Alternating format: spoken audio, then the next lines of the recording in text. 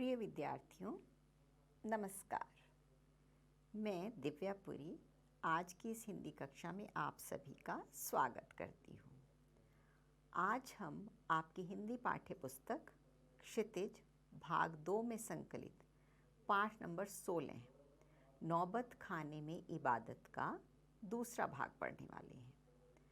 इस पाठ का पहला भाग हम पहले पढ़ चुके हैं।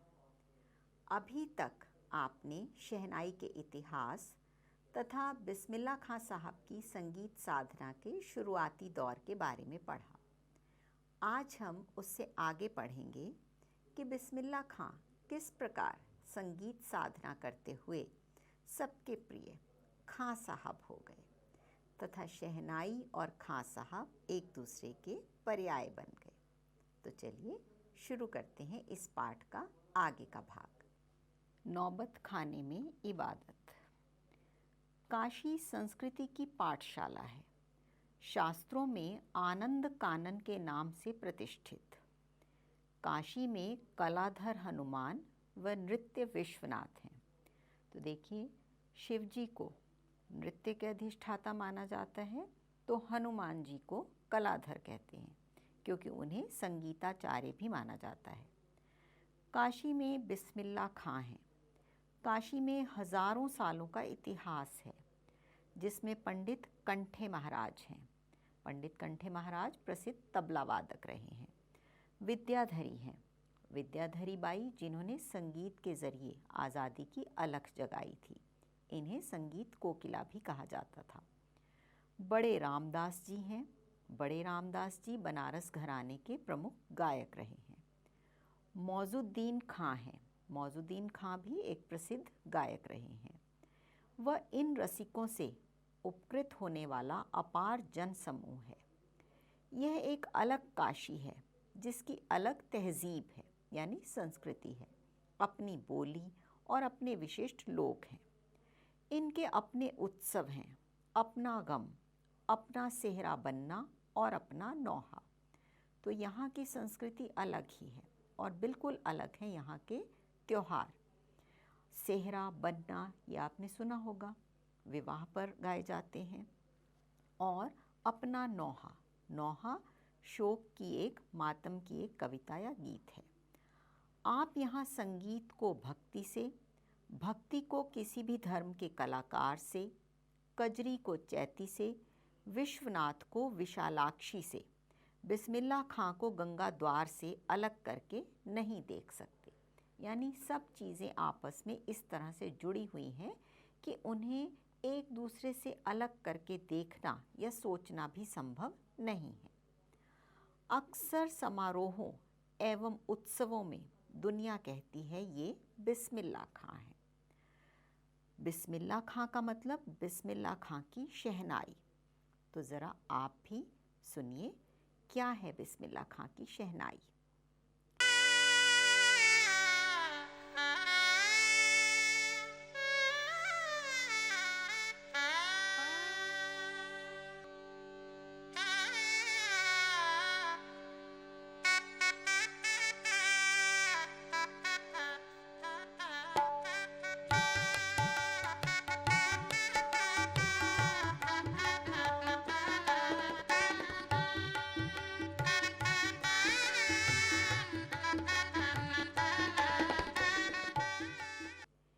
शहनाई का तात्पर्य बिस्मिल्लाह खां का हाथ। हाथ से आशय इतना भर कि बिस्मिल्लाह खां की फूंक और शहनाई की जादुई आवाज़ का असर हमारे सिर चढ़कर बोलने लगता है। शहनाई में सरगम भरा है। खां साहब को ताल मालूम है, राग मालूम है। ऐसा नहीं कि बेताले जाएंगे। शहनाई में 7 सुर लेकर निकल पड़े। शहनाई में परवरदिगार, गंगा मैया, उस्ताद की नसीहत लेकर उतर पड़े। दुनिया कहती सुभान अल्लाह, तिस पर बिस्मिल्लाह खां कहते हैं अलहमदुलिल्लाह, यानी सारी तारीफ ईश्वर के लिए। छोटी छोटी उपज से मिलकर एक बड़ा आकार बनता है। शहनाई का करतब शुरू होने लगता है। बिस्मिल्लाह खां का संसार सुरीला होना शुरू हुआ। फूंक में अजान की तासीर उतरती चली आई। देखते देखते शहनाई 1.5 शतक के साज से 2 शतक का साज बन साजों की कतार में सरताज हो गई। अमीरुद्दीन की शहनाई गूंज उठी। उस फ़कीर की दुआ लगी जिसने अमीरुद्दीन से कहा था, बजा बजा।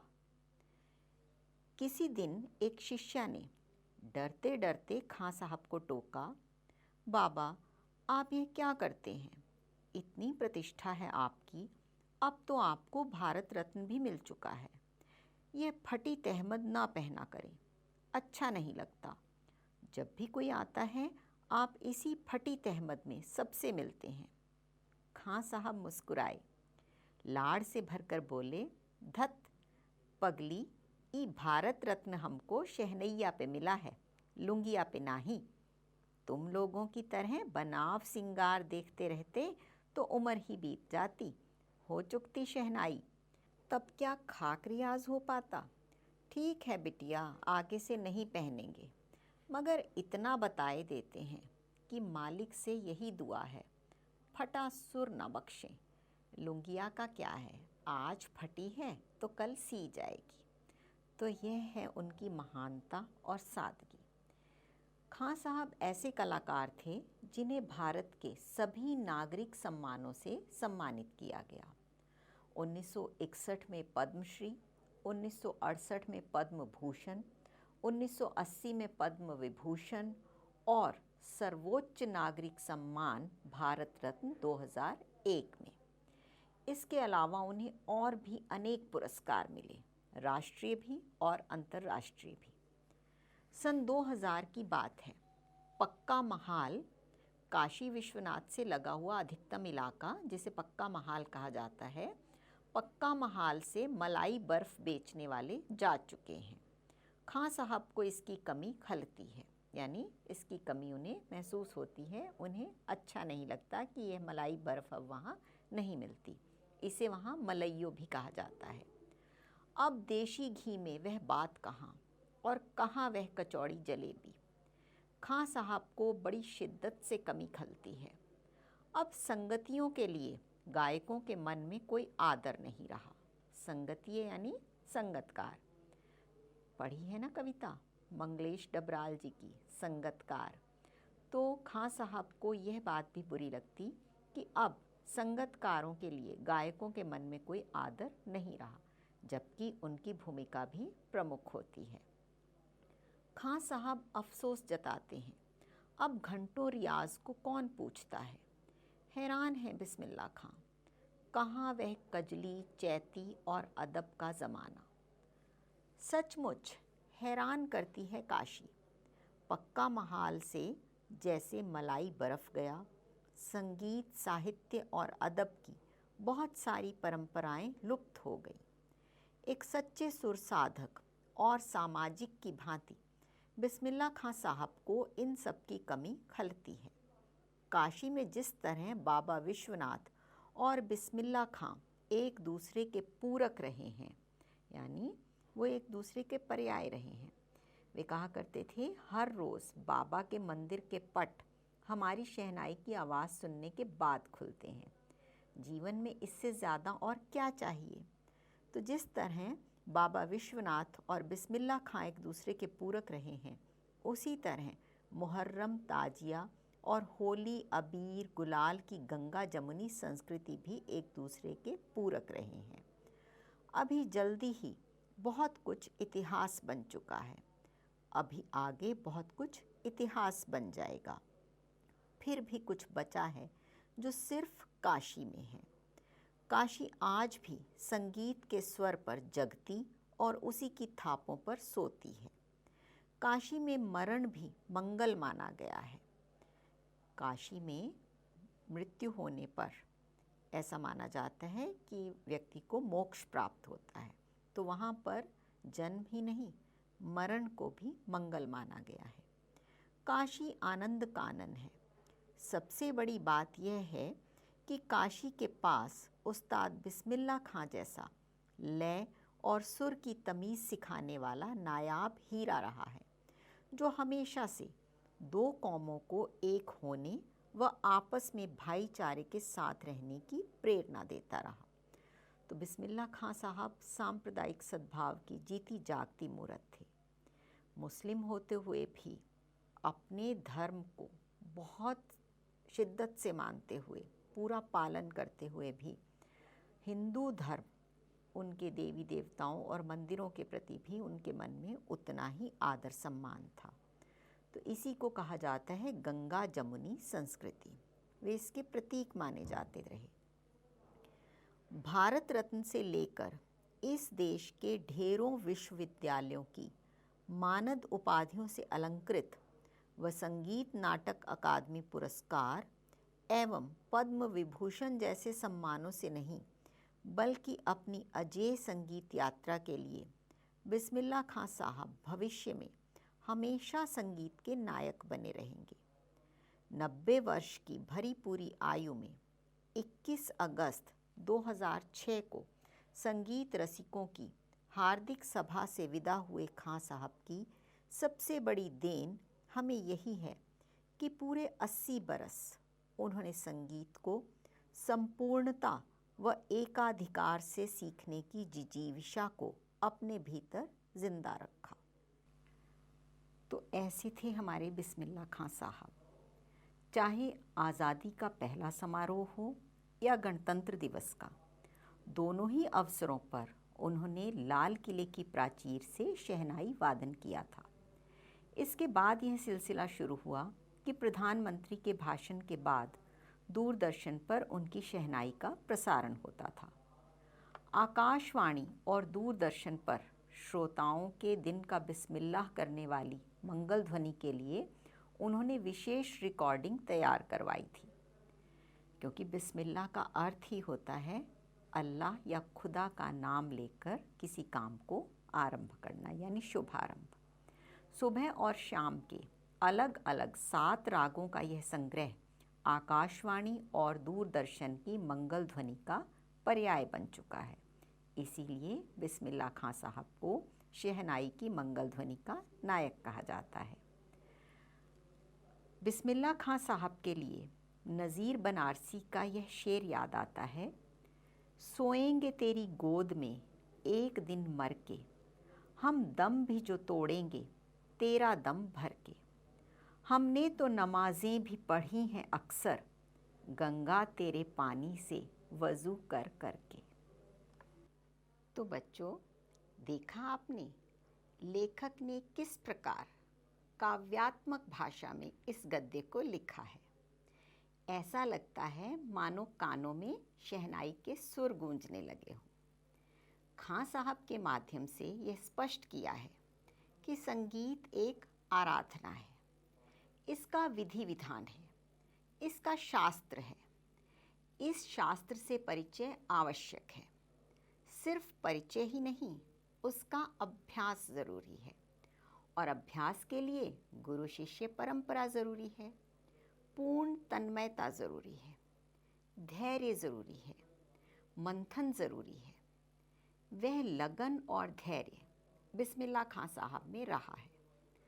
तभी 80 वर्ष की उम्र में भी उनकी संगीत साधना निरंतर चलती रही। खां साहब के लिए संगीत ही ईश्वर था, और उनके लिए मंदिर मस्जिद हिंदू मुसलमान का फ़र्क था ही नहीं। जिस प्रकार भक्ति काल के कवि उच्च कोटि के कवि होते हुए भी भक्त पहले थे, उसी प्रकार खां साहब भी कलाकार होते हुए भी संगीत के साधक और संत पहले थे। इतनी ख्याति और मान सम्मान होने के बाद भी खां साहब सादगी की मिसाल थे। उनके जैसी शख्सियत वर्षों तो क्या, सदियों में एक बार ही पैदा होती है, और हम सभी भारतवासियों के लिए यह बड़े गर्व की बात है कि भारत माता के अनेक रत्नों में खां साहब जैसा एक अनमोल रत्न भी शामिल है। आइए अब इस पाठ के प्रश्न अभ्यास पर नज़र डालते हैं। आपके समक्ष पहला प्रश्न है, शहनाई की दुनिया में डुमरांव को क्यों याद किया जाता है?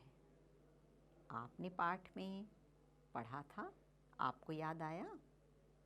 जी हाँ, इसका उत्तर है शहनाई को पूरे विश्व में ख्याति दिलाने वाले उस्ताद बिस्मिल्लाह खां साहब का जन्म डुमरांव में हुआ। साथ ही शहनाई बजाने में जिस रीड का प्रयोग होता है वह एक प्रकार की घास नरकट से बनाई जाती है जो डुमरांव में सोन नदी के किनारों पर पाई जाती है। इस प्रकार शहनाई का डुमरांव से घनिष्ठ संबंध है। दूसरा प्रश्न, बिस्मिल्लाह खां को शहनाई की मंगल ध्वनि का नायक क्यों कहा गया है? बताइए। जी हाँ, इसका उत्तर है शहनाई ऐसा वाद्य है जिसे मांगलिक अवसरों पर बजाया जाता है। बिस्मिल्लाह खां साहब ने 80 वर्ष से भी अधिक समय तक शहनाई बजाई। उनकी गणना सर्वश्रेष्ठ शहनाई वादक के रूप में की जाती है, यहाँ तक कि वे और शहनाई एक दूसरे के पर्याय बन चुके हैं। उन्होंने शहनाई को भारत ही नहीं विश्व में लोकप्रिय बनाया। इसी कारण उन्हें शहनाई की मंगल ध्वनि का नायक कहा गया है। तीसरा प्रश्न, सुशिर वाद्यों से क्या अभिप्राय है? शहनाई को सुशिर वाद्यों में शाह की उपाधि क्यों दी गई होगी? इसका उत्तर है जिन वाद्यों को फूंक कर बजाया जाता है उन्हें सुशिर वाद्य कहते हैं। अरब देशों में ऐसे वाद्यों को नए बोलते हैं। शहनाई को शाहे नए अर्थात सुशिर वाद्यों में शाह की उपाधि दी गई है क्योंकि इसे इस प्रकार के वाद्यों में सर्वश्रेष्ठ माना गया है। चौथा प्रश्न, काशी में हो रहे कौन से परिवर्तन बिस्मिल्लाह खां को व्यथित करते थे? इसका उत्तर याद कीजिए। जी हाँ, इसका उत्तर है समय के साथ साथ काशी में भी अनेक परिवर्तन हो रहे हैं जो बिस्मिल्लाह खां को बहुत दुखी करते थे। जैसे पक्का महाल से मलाई बर्फ़ बेचने वाले गायब हो रहे हैं।